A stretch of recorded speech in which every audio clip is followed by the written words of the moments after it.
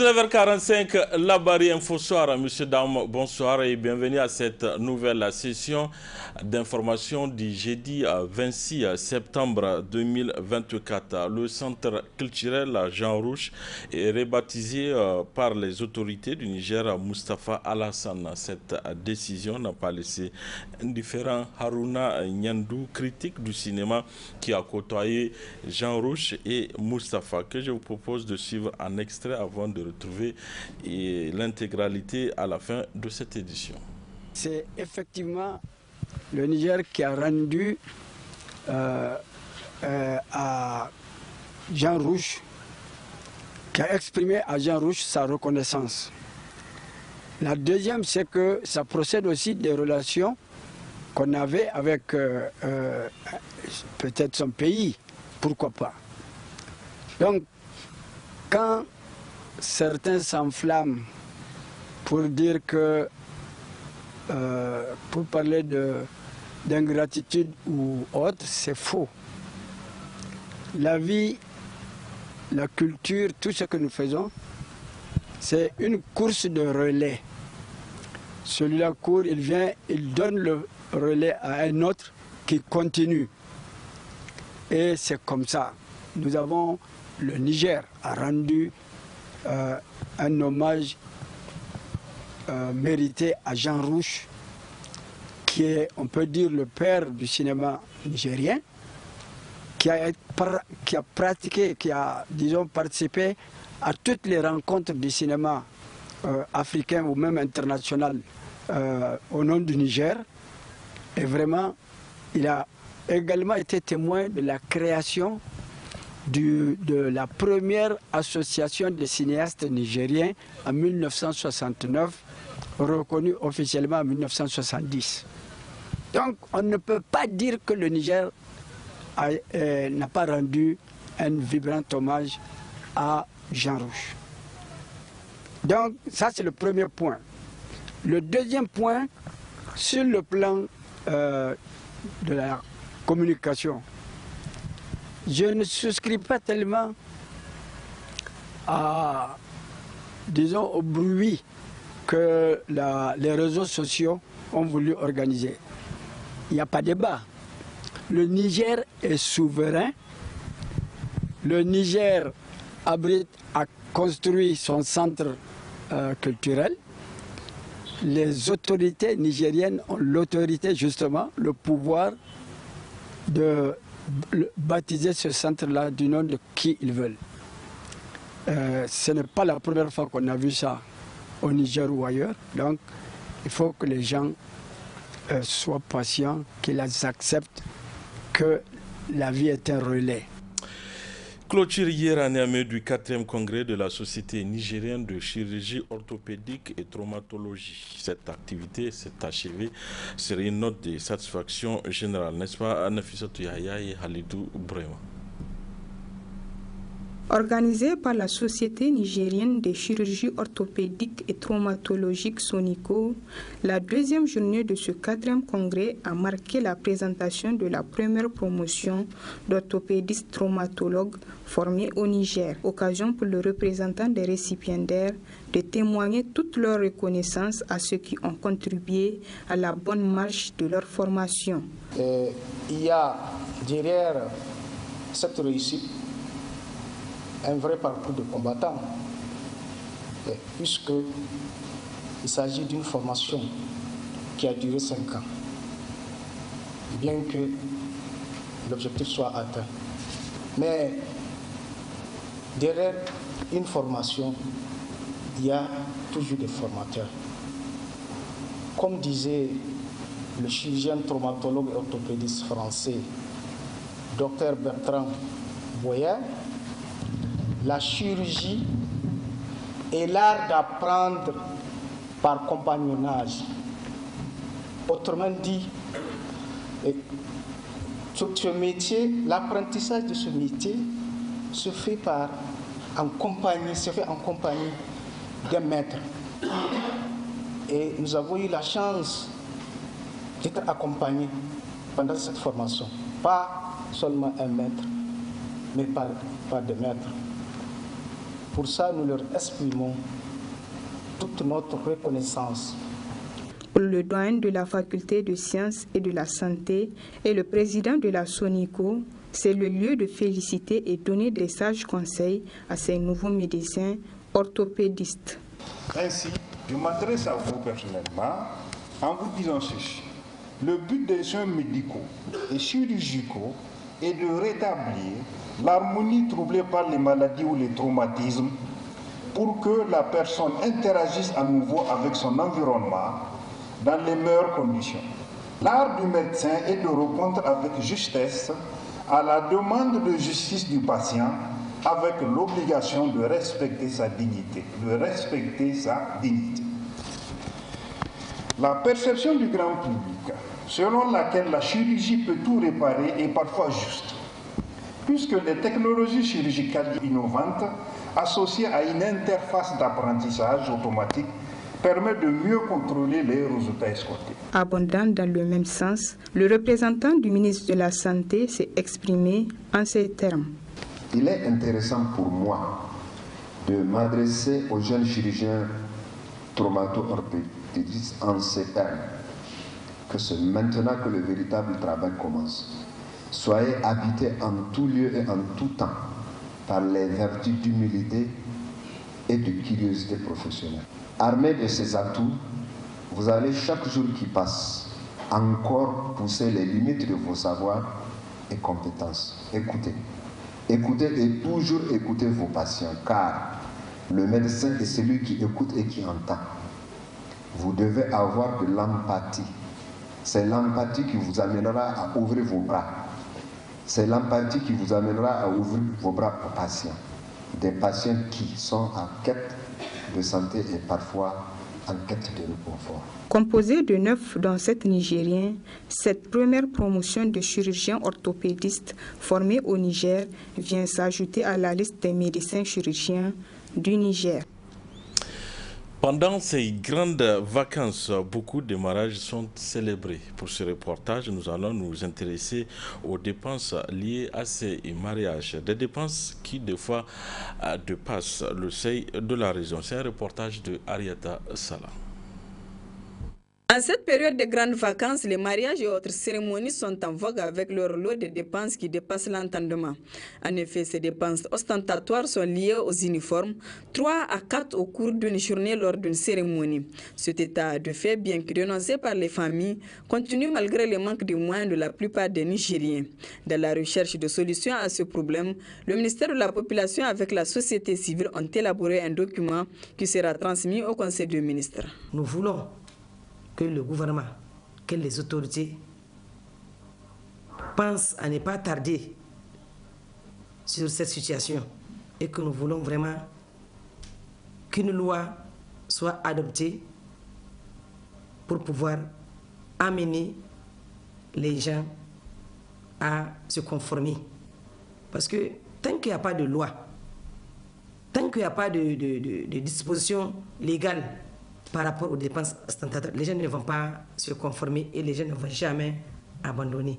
Mais s'il y a une loi s'il y a des sanctions qui sont prises, moi je pense que les gens, par la grâce d'Allah, ils vont essayer de mieux se comporter et de se conformer à la législation nigérienne.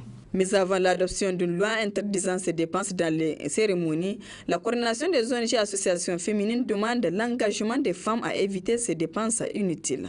Nous les femmes, en dehors de cet engagement, il faut qu'il y ait une volonté ferme. Il faut que nous changions de comportement, de mentalité par rapport à ces dépenses ostentatoires. Certes, on est fatigué. D'autres ont les moyens, d'autres n'en ont pas. Mais les gens s'efforcent à copier d'autres. Et c'est des problèmes. Parce que nous amener à faire des uniformes, 3, 4, 5 uniformes par jour.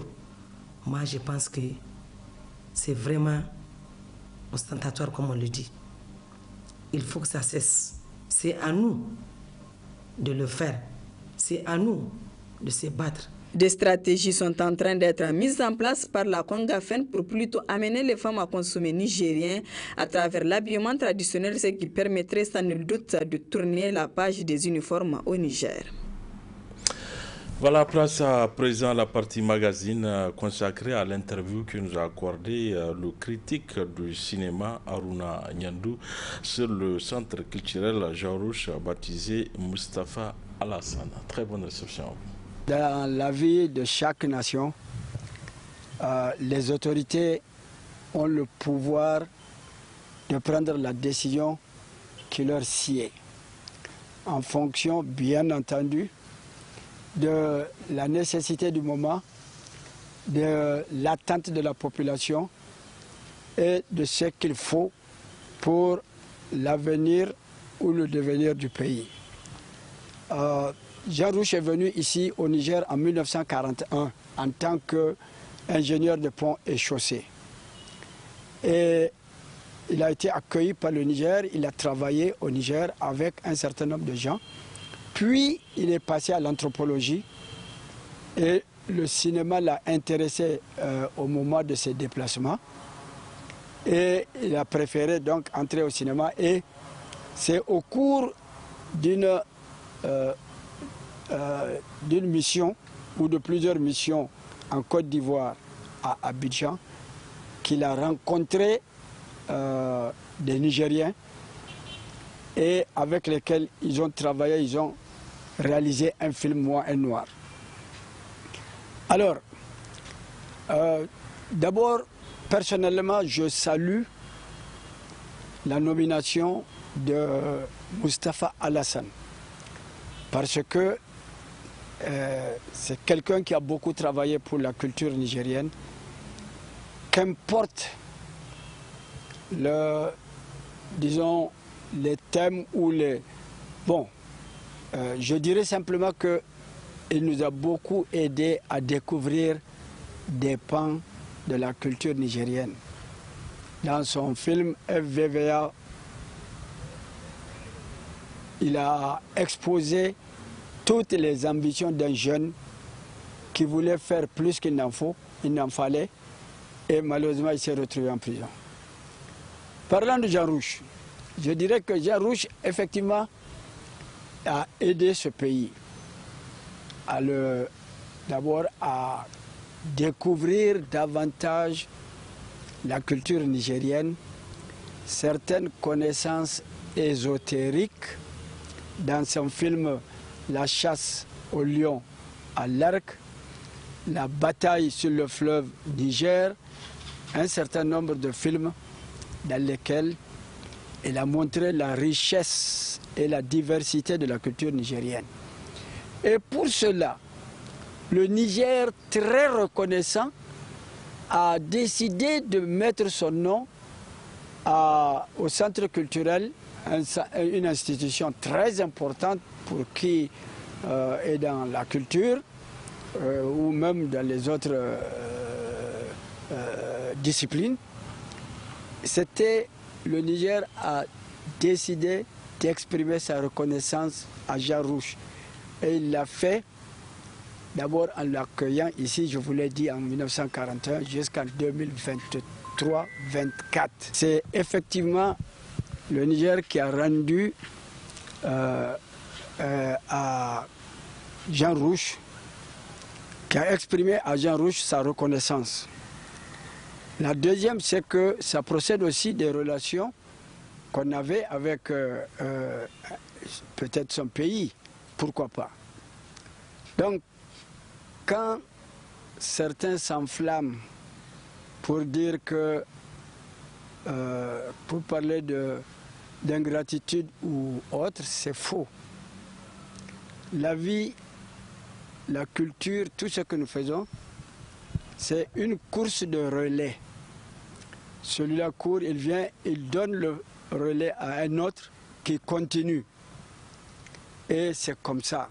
Le Niger a rendu un hommage mérité à Jean Rouch, qui est, on peut dire, le père du cinéma nigérien, qui a pratiqué, qui a, disons, participé à toutes les rencontres du cinéma africain ou même international au nom du Niger. Et vraiment, il a également été témoin de la création de la première association de cinéastes nigériens en 1969, reconnue officiellement en 1970. Donc on ne peut pas dire que le Niger n'a pas rendu un vibrant hommage à Jean Rouch. Donc ça c'est le premier point. Le deuxième point, sur le plan de la communication, je ne souscris pas tellement à, disons, au bruit que les réseaux sociaux ont voulu organiser. Il n'y a pas de débat. Le Niger est souverain. Le Niger a construit son centre culturel. Les autorités nigériennes ont l'autorité, justement, le pouvoir de baptiser ce centre-là du nom de qui ils veulent. Ce n'est pas la première fois qu'on a vu ça au Niger ou ailleurs. Donc, il faut que les gens soient patients, qu'ils acceptent que la vie est un relais. Maintenant, parlons de Moustapha Alassane. Moustapha Alassane est parmi les premiers cinéastes dans ce pays-là. Il a participé lui aussi à tous les cinéastes, à toutes les rencontres sur le cinéma africain. Il a réalisé des films qui ont été primés, aussi bien à Ouagadougou qu'ailleurs. Nous avons organisé des, disons, manifestations cinématographiques nationales à l'extérieur, y compris à Moscou. Vraiment, Moustapha Alassane, il a même tenté, hein, puisque les gens disent qu'il a utilisé le tronc d'un papayer pour essayer d'en faire une sorte de caméra. Alors, voyez-vous, donc un type comme ça, un monsieur comme lui qui s'est dit, bon, je peux rendre service à mon pays et j'ai choisi de le faire dans le domaine du cinéma. Moi, je trouve que c'est extraordinaire. Faire une comparaison ou bien dire qu'on a renié X pour Y ou on a préféré... Non, non, ce n'est pas comme ça. Jouons la carte de la complémentarité, comme dit l'autre, du changement dans la continuité. Vous savez, les militaires, ils ont dit déjà, ils nous ont appris qu'à temps nouveau, attitude nouvelle. Pour exprimer les préoccupations du moment, ils ont choisi de mettre le nom de Moustapha Alassane. Il n'y a pas de débat. Il n'y a pas de débat. Moustapha a complètement participé avec succès au rayonnement culturel de ce pays. Personne ne peut le nier. Alors, quelle était la relation? Vous avez côtoyé Moustapha Alassane, vous avez côtoyé aussi Jean Rouch. Quelle était la relation entre ces deux personnalités du monde cinématographique? Honnêtement, jusqu'à la création de notre association en 1969, les relations étaient cordiales. Quelquefois il y avait, disons, un peu plus d'incompréhension. Mais c'est des gens qui ont pu travailler ensemble. Même le premier film qui a été fait par Jean Rouch et les Oumar Ganda à Abidjan, Oumar Ganda a un peu contesté la manière dont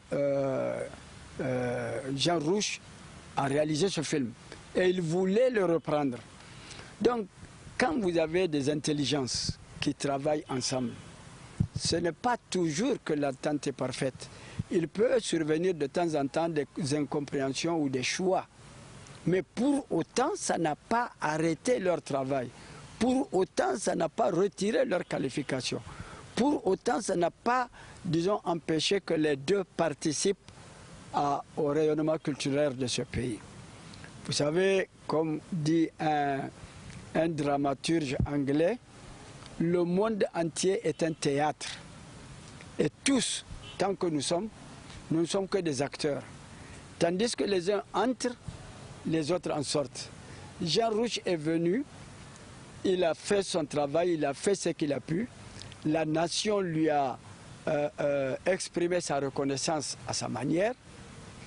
La nation a jugé maintenant de changer d'épaule, alors de fusil d'épaule, alors ils ont décidé de le faire et on continue avec ça. Vraiment, il ne faut pas que les gens posent le problème en termes d'ingratitude. Il n'y a pas d'ingratitude. Ici, aujourd'hui, vous avez des monuments, vous avez des bâtiments qui sont au nom des gens qui ne sont pas nigériens. Alors, pourquoi on ne va pas dire « Ah oui, il faut les enlever et mettre des Nigériens ». C'est le moment où le Niger se bat le plus pour sa souveraineté, pour que tout soit fait par les Nigériens, pour les Nigériens et avec les Nigériens.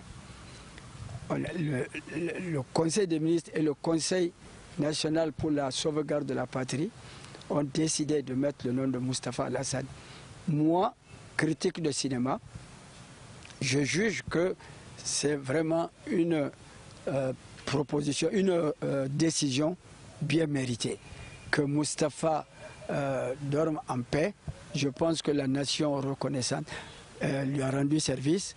Et ne soyez pas surpris qu'un jour, vous entendiez le nom de comment il s'appelle, Zalika Souley, de Diop Moustapha, de Moussa Hamidou ou de Maïga Djingarey, n'est-ce pas, à un édifice quelconque. Nous avons, Moussa Bonkouko et tout ça, nous avons demandé, on a suggéré une fois que le nom de Zalika Souley soit porté sur une rue, on n'a pas donné l'accord en temps au moment où on l'a fait, mais on ne désespère pas. Un jour ou l'autre, ça peut venir.